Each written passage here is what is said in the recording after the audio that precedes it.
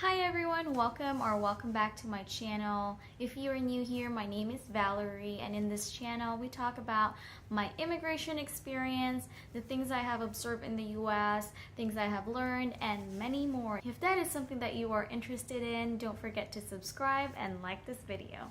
Today I'm going to share with you the requirements needed to start your citizenship process.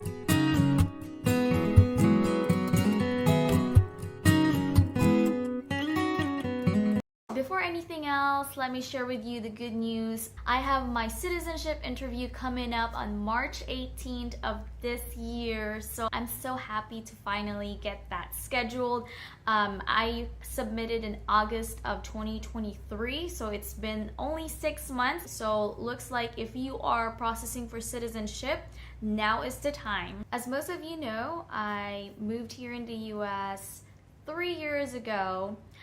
In September of 2020 through a CR1 spousal visa, and 3 years after that, 2 years after living in the US, I started processing my removal of condition to get a 10-year green card after that. But the process of the removal of condition is actually taking longer, looks like, than the citizenship. While I have that removal of condition process ongoing, we started my N400 or the citizenship process August of 2023.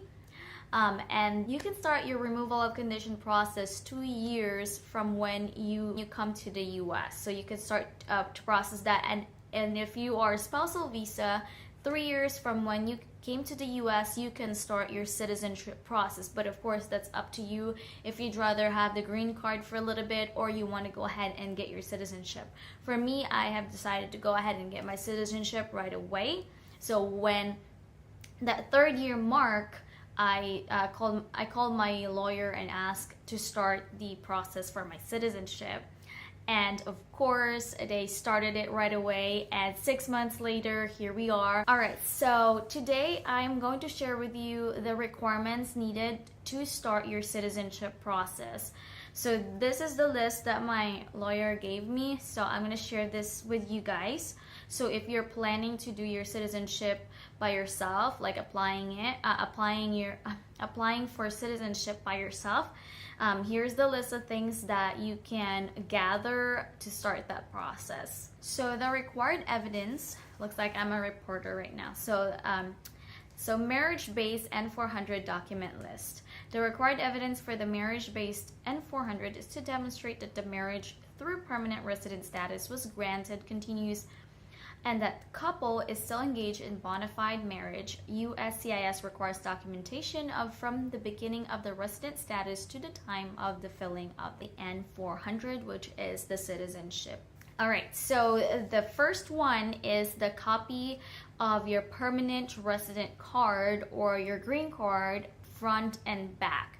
So if you are applying yourself, I think you can apply online, or you can maybe mail it. If you're here in the US, you can mail it to them. I'm not quite sure about mailing it, but I'm pretty sure they have an online website that you can submit the documentation. So you can scan this and then make it as a PDF form. Number 2 is the fee. So you have to pay the fee, which is currently $725. And you can pay it by money order to the Department of Homeland Security. So when you get the money order, make sure that your documents are ready to go. So it has to be purchased prior to filing. Number 3 is the copy of the marriage certificate. So you can scan that as well, and then make it as a PDF form together with your permanent resident card or your green card. Next is copy of all previous divorce decrees of petitioner and beneficiary, if any. Next is copy of driver's license of couple showing same address. So make sure that when you file that your address is updated. Make sure that's the current home that you are living at, and make sure it's the same for each of you. All right, next, copy of current and any previous leases, rental agreements, showing that both of you are still living together as a married couple since your immigration to the US. Next is copy of the birth certificate if you have children, copies of joint bank account statements, copies of joint credit card accounts. Next is copies of insurances.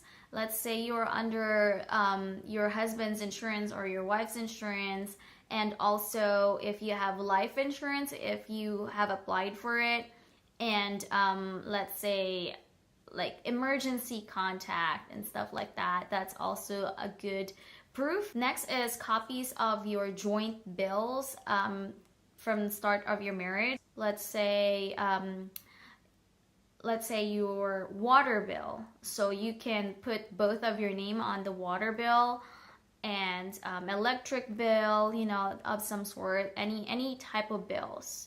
So if you have both of your names on that bill, then keep that bill and make it put it aside, make it one of the proof for this process. Next is all the tax that you have filed together, copies of your itinerary if you went abroad for vacation or travel or anything like that. You can show, or you can scan your passport if there is a stamp, or even your itinerary.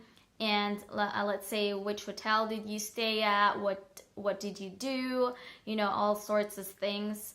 You can put that together as well as one of your proof. Next is notarized affidavits from your friends and families. So this one, it could vary.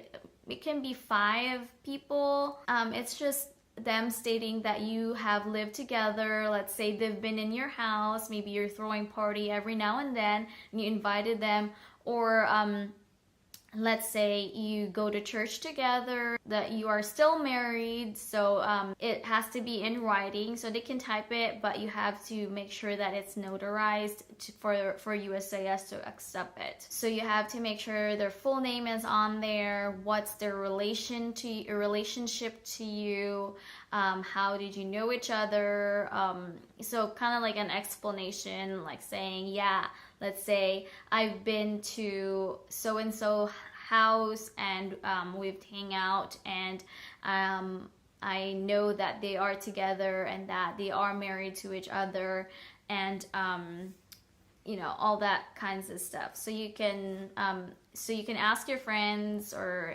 families to write that for you. Next is deeds or titles. Let's say you own a house and both of your names are under that deed of the house. And then also if you have a vehicle and you own a vehicle, then you'll have a title on that vehicle. Let's say both of your names are registered, so yes, you can gather that document. Next one is, of course, we won't send anything out without these, which is the photos. So photos that prove that you are together and that your family, like pictures of your family together, both of you, let's say travel pictures, all kinds of, it doesn't have to be a lot of pictures too. This time around, we actually did not like make a big like photo book or whatever. So we just send out pictures to our attorney and they just gather them probably. So it doesn't have to be fancy or anything like that. So those are the requirements that my lawyer sent out to us to prepare, and once we gather all those documents, we just send it back to them, and then they kind of just like put them all together and submitted it. So it's really up to you. If there's any more that you can gather, that's best. So those are just some of them that you can put together. So after you've got all that documentations ready to go, you can go to USCIS website and file them, and then then you have to pay that $725. That's as of last year, which is 2023 when we paid for it. But I think the last time I checked on the USCIS website, it's still the same. It's still $725. So so you have to pay that, and then after you have submitted, they will inform you that they have received the form that they have received your case, and then from there they are going to mail you. I don't know, since we are not the one that's looking at our account in USCIS, it's our attorney. So you can also probably check on your account if there is any messages or notifications. But for us, we received a mail stating that they have received it and that I need to do a biometrics appointment. But since I've done the biometrics already with my removal of condition, they said that it's just going to carry over and I don't have to go to the office to do the biometrics again. So the only mail that we have received is that mail. So after that, after 6 months, so I submitted in August of 2023. After 6 months, they send us another mail saying that my interview appointment is going to be at this place, at this time, at this date. So my interview appointment is going to be March 18th of 2024. I'm going to have a practice test with my attorney on March 4th. So I can make another video on how I prepared for my exam. So I just basically watch videos on YouTube for the updated questions. It's like 100 questions that you have to make sure you study, and then from that amount of questions, they'll pick 10, and you have to get at least 6 questions correct out of that 10, then you'll pass. So let's say you answered 6 questions correct right away, then you'll pass. You don't even have to finish all 10 questions. So how it is going to be is it's going to be a one-on-one. So somebody's going to be probably sitting right in front of you and asking you questions, and then you just answer it. So it's not a written test, it's an interview kind of. So I can share with you how I practice with my citizenship interview or test, and what are the things that you have to be prepared for when it comes to that. And of course, I'm going to share tips as well once I've got my practice with my attorney, how that goes, and of course my interview as well. I will let you know how that goes, so please pray for me. Thank you so much, you guys. Let me know if you have any questions about any parts of this videos, and of course let me know if you have anything else that you want me to talk about in the future. And thank you so much. We're almost 1,000 subscribers, so thank you so much, guys. I really appreciate you all, and I'll see you next time. Bye.